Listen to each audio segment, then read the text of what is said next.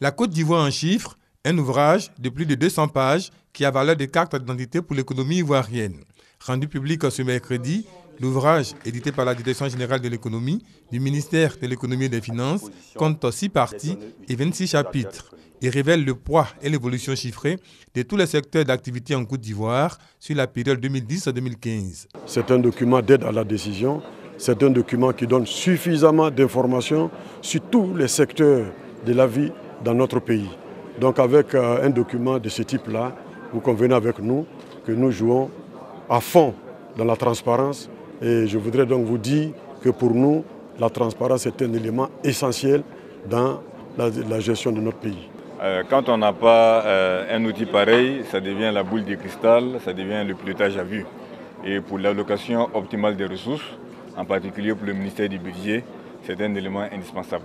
Avec la publication de la Côte d'Ivoire en chiffres, édition 2016, l'État fait preuve de transparence et de bonne gouvernance, selon les représentants des institutions financières internationales. Les statistiques, comme vous savez, c'est une des questions dont le Fonds monétaire tient à cœur.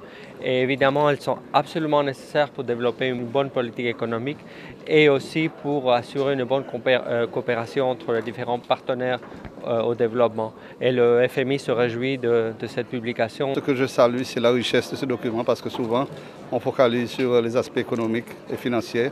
Et ici, on a quand même des indicateurs sur les secteurs sociaux, éducation, santé, qui vraiment rend ce document un document complet.